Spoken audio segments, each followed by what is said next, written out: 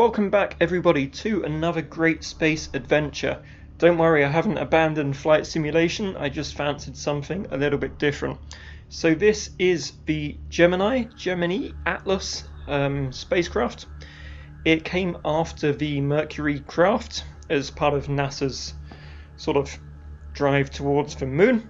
It's a little bit more complex to operate than the Mercury, but we're gonna fly it up into orbit today and bring it back. So far we've got batteries and fuel cells turned on. I'm going to turn the computer on here, use that term loosely. Arm some squibs so we can do staging.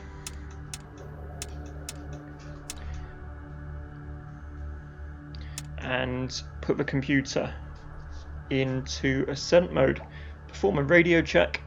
And it is almost time to launch, so we're going to fast forward until that time, and then we are off to space. 10, 9, 8, 7, 6, 5, 4, 3, 2, 1. Ignition. I love that sound as you take off. It's absolutely insane, just shows you the power of these spacecraft and these rockets. We'll show a little view from outside in a second as we rocket away from Earth. So with the Gemini, we first go into parking orbit.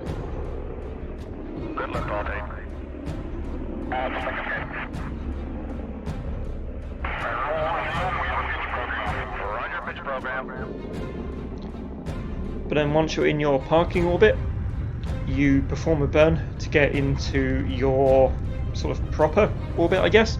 That's the one you travel around the Earth in before you come back, hopefully. So this is a fairly long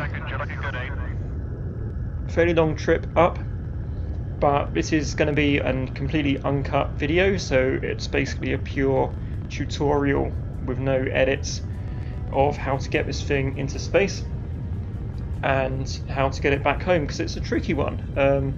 This one took me a good few goes to learn. I think it took me a good few hours to get the hang of this. A load of test flights. Had some flights where I didn't make it home because I missed one very important button, which I'll highlight a little bit later on. But the folks on the ReEntry Discord were super helpful, if slightly, sort of scorns me, like, why didn't you know this already, dude? But they were very helpful, and to be fair, it's if you are going to fly one of these, you should read the manuals, read the checklists. So ReEntry as a product, I'm super impressed with it still. It's very good, very solid. My aim has been to learn every spacecraft enough to be able to take it to orbit myself and get it home myself. So I did that with Mercury, which was in the previous video. Want to learn the same with Gemini. With Apollo and the lunar lander, basically all I want to do is I'm going to follow the tutorials, so at least I'll be able to say I went to the moon, because a full-on simulation of spaceflight to the moon is not something that's really been done properly in any simulator. I think Orbiter was technically capable of it, but this is the first sort of proper user-friendly, sort of good user experience spacecraft simulation. Roger, staging. Okay, that's staging. So the first stage has detached and is falling back to the Earth. You can just see it there in the middle right of your screen. You can see the Earth right there. We're still performing the initial burn to get into orbit. We'll then get second engine cutoff, or SECO, and then once that's done, we'll basically be in our parking orbit, and we have a few things to do to get us into our proper orbit. There are also tutorials and missions in ReEntry where you can do more complex things with this spacecraft. So this spacecraft was used to dock with the, I think it was the Gemini. So that was spacecraft that was already in orbit the Gemini caught it up, and they basically did a docking and undocking with the two spacecraft. Gemini was also used for EVAs, so I'm going to try out the EVAs in this, the missions in this spacecraft as well. Should be quite good fun. But I just wanted to demonstrate sort of a pure checklist following, no tutorials, nothing like that, just fly her up into space, get her into orbit correctly, and bring her back home successfully, and anything after that is kind of a bonus, really.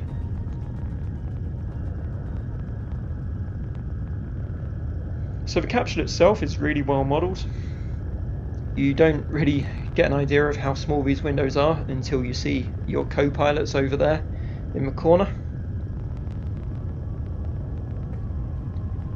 We are not very far away from Seco right now, and then the fun with checklists really begins.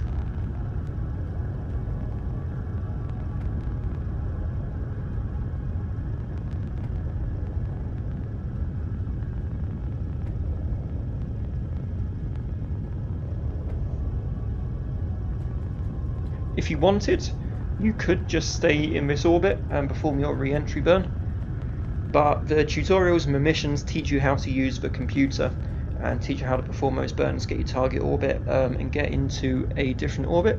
So we're going to do that because it's all part of learning to fly the Gemini capsule. You can see the mission timer there, the clock sort of in your center of the screen there. This is currently counting up time since liftoff, but it's quite clever. We'll use it later on to count down to our there we go. We'll use that time later on to count down to our re-entry. So this is it. This is second engine cutoff. I'm going to jettison fairing and jettison basically the second stage, I guess. And there we go, we are free floating into orbit. If you want, you can perform a burn to push yourself slightly further away from that craft. So this is it. This is basically our next task. I've got to turn the computer over to catch-up mode. So it will then catch up with our orbit. You've got to wait 10 minutes for the program to load. You've got to wait for the tape to load. So we're just fast forwarding the time now. So with that done, basically we want to read out the apogee and perigee targets of our orbit. Though this doesn't look quite right, I've forgotten to do something. Once the tape has loaded, you have to turn the computer on. And then once you've turned the computer on, it will tell you what burns you need to perform in order to get into that second orbit. So that's it with the computer on.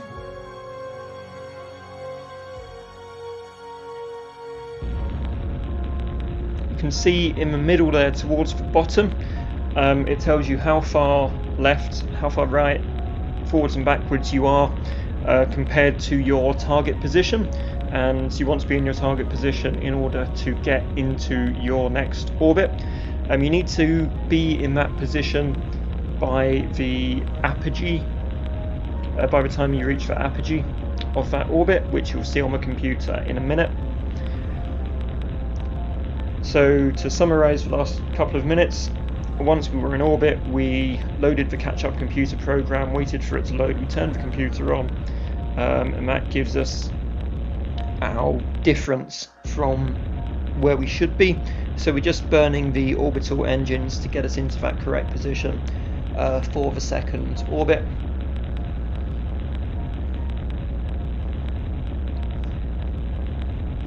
The forwards and backwards burns take quite a while.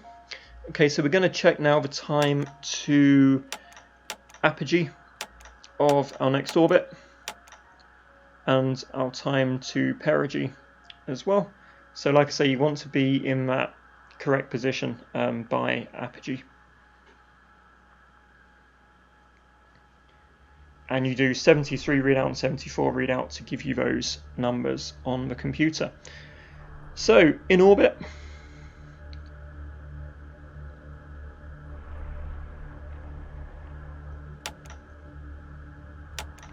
we are literally just counting down the time to apogee just to make sure we are in that correct orbit. So we forwarded the clock by quite a lot, counting down that apogee timer. If it hits 0, we know that we're in the right position.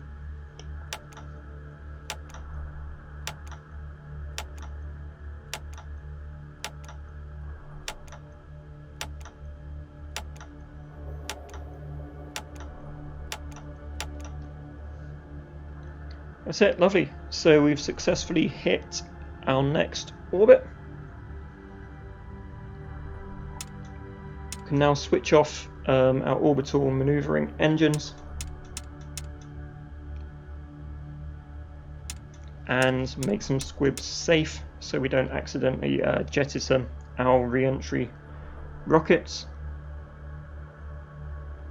So you can see here with the indicators at 0, that's how you know you're in your correct orbit. So we want to go what's called sharp end first while we are orbiting the Earth. In order to do that, we set what's essentially the flight director to sharp end first. We then turn the orbital maneuvering engines on, and the spacecraft will turn itself round to face sharp end first in orbit.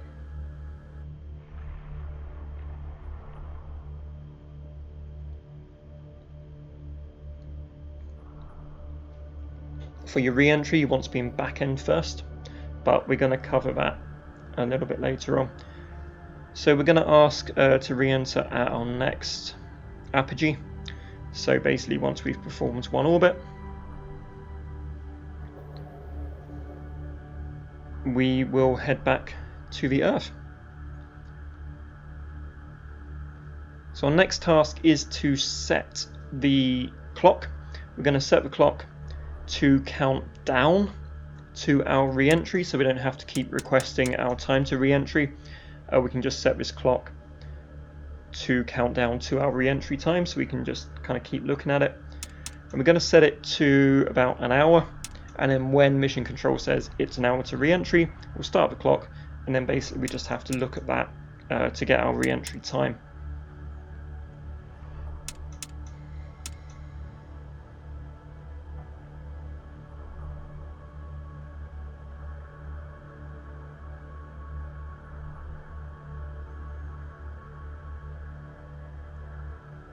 So we're going to time cycle forward until we hit that hour point, and then we can start our re-entry clock and use that as our reference for the next few procedures, counting down to the re-entry time. It's kind of difficult to get it exactly right, but as long as you're sort of within 10 seconds and you know what that difference is, you're pretty much okay. Just keep that in mind. I think here we're going to set it like 10 seconds slow or something like that, but it's cool as long as you know that you're 10 seconds slow. You can perform everything 10 seconds earlier than the clock. So just waiting until they confirm that we're an hour from re-entry before we start that countdown timer.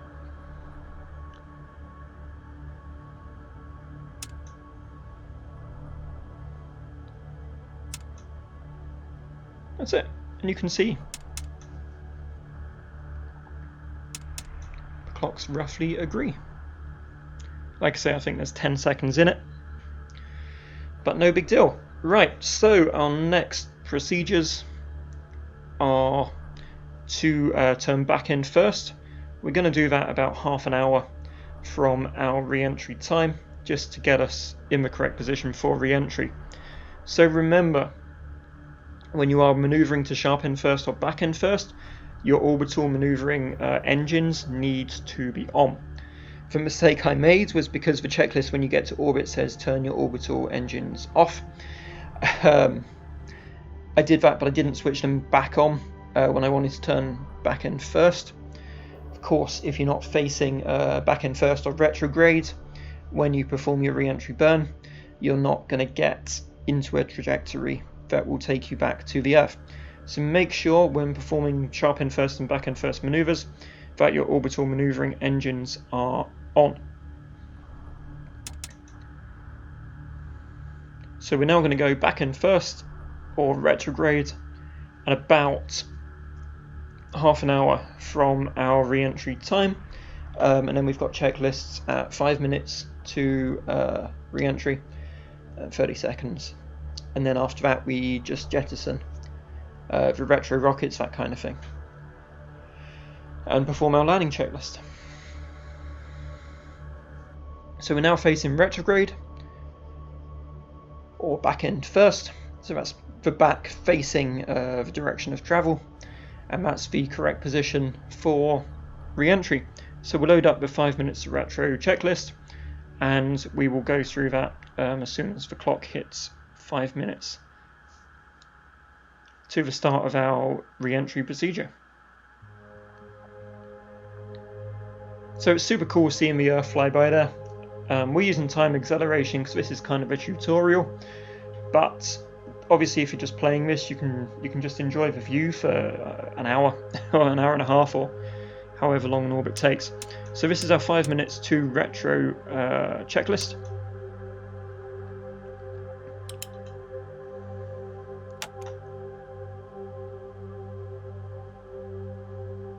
So we need to get into the correct attitude for re-entry.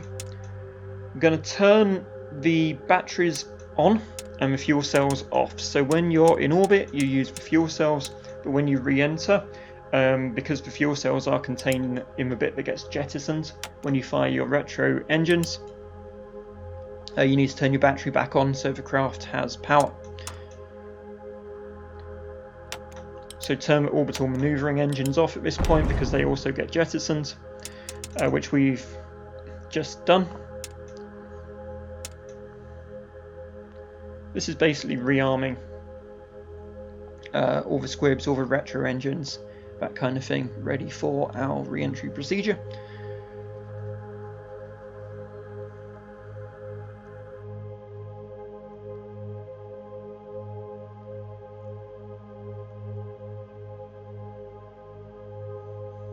There we go, you can see that we've jettisoned the part containing our orbital maneuvering engines. So all we have is the re-entry engines on the bottom of the craft and our RCS systems. Those are the rockets towards the front of the craft that basically just turn you round in your current position, but they can't change your orbit.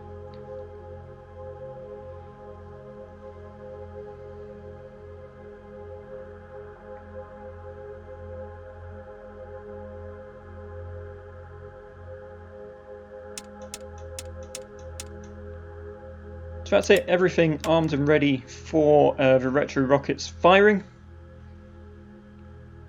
At the 0 mark, or I think the 10-second mark, so our clock's a little bit off, the retro engines will fire, and that should put us in the correct position for our re-entry to the Earth.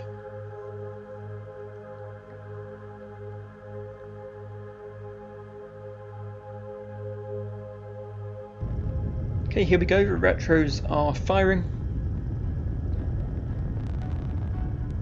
So 1 second after they start firing, do a manual retro fire. That's just to make sure they fired, just in case there was some kind of failure.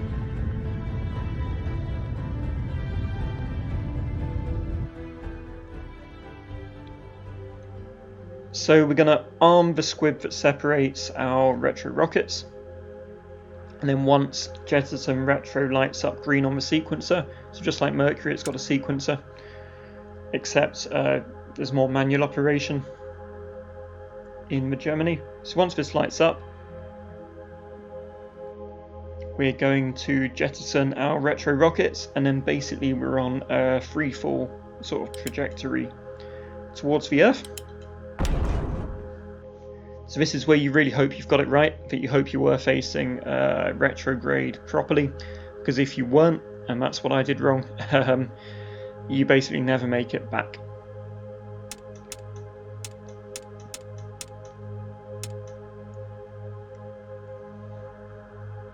So this is rearming the RCS, and that will just keep us on the correct retro trajectory, the correct re-entry trajectory even.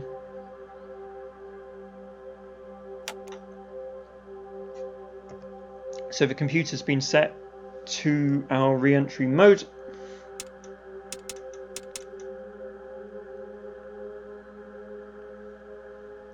We've set our radios ready for landing when we get back into the atmosphere, so now all we do is we wait. We're just checking our altitude here to make sure it is decreasing, and we are actually on our way home.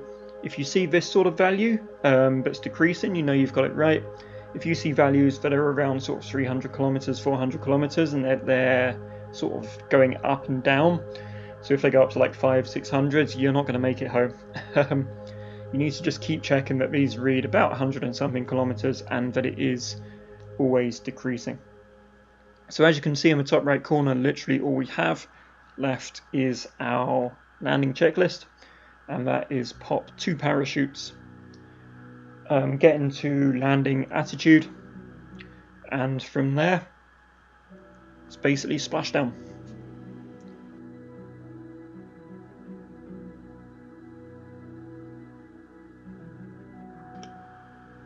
It's just continuously checking the altitude. You can't really see a lot. You can't see if you're getting closer to the Earth, because the re-entry after one orbit is basically in the dark. I mean, space is dark, but the Earth is dark as well at this time, which doesn't make it easy. So I do hope you guys are enjoying the space content. Like I say, it's a temporary thing. I may make some more videos of sort of a rendezvous EVA missions, maybe the Apollo tutorials, and then I will return to the flight simulator stuff. The thing with flight simulator is recently there hasn't really been a lot coming out. We're all basically waiting for the A350 update that gives you proper FMC, and also I'm waiting for the Cirrus SR22. Which, I mean, I love the Cirrus, but it just isn't a good version of it at the moment. So that'll be great to have that with a proper synthetic vision and everything like that. Should be pretty awesome. So those two I'm definitely going to fly. Then after that, Flight Sim 2020 is due out. So very, very excited about that. I don't know if it will become my regular sim. Maybe I'll keep X-Plane for some of the kookier stuff.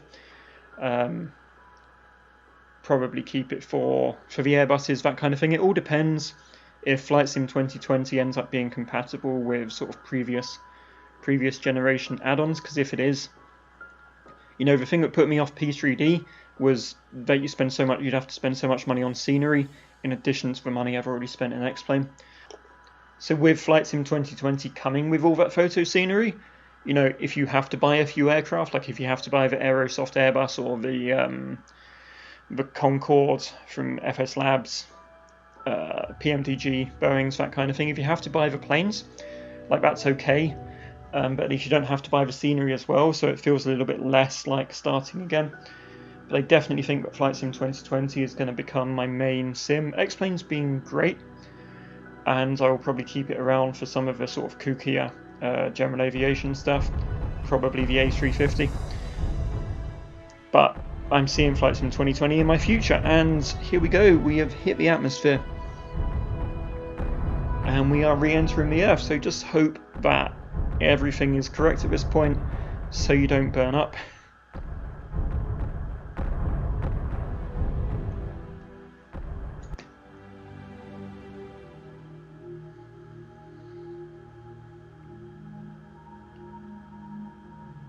So the RCS is still constantly firing just to keep us on that correct path. Always concerned when the sky stays orange for this long, but I'm sure it will be fine. I'm sure we will re-enter successfully.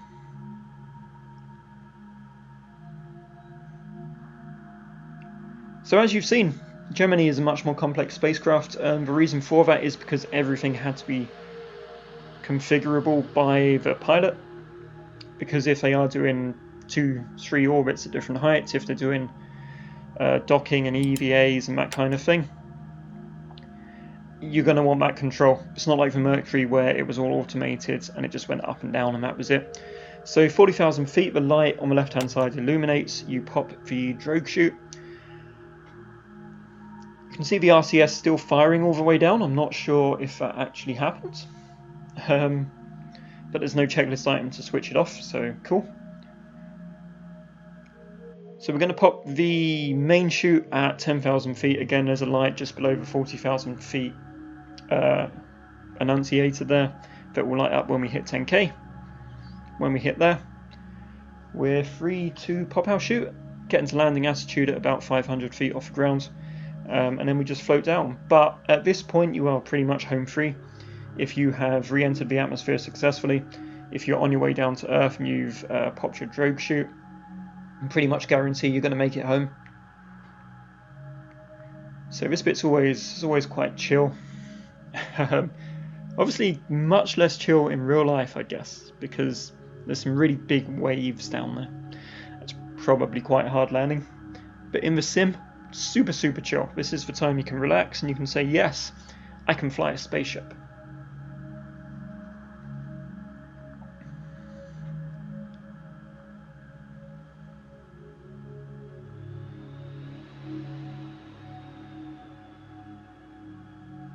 So we are almost at the 10,000 feet mark, and there we go.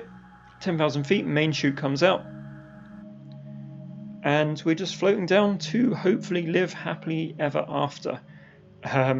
After flying Gemini into orbit, changing our orbit, and then re-entering successfully, all based purely off the checklists.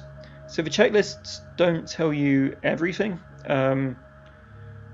but that's why you want to do the tutorials and you want to practice, and that's kind of why I've done this video, so that anybody who is struggling with this can see kind of an end-to-end flight.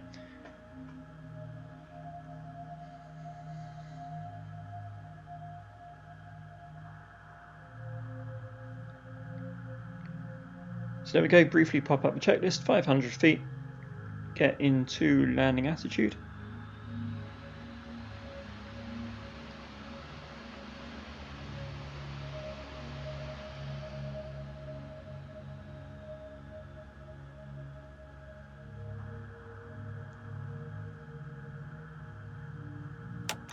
And there it is, 500 feet, landing attitude. So this is really cool that you land facing the right way up. I don't think the spacecraft today even do that. I think Crew Dragon the seats will rotate, so you're facing the right direction. But Soyuz, I believe you definitely land on your backside.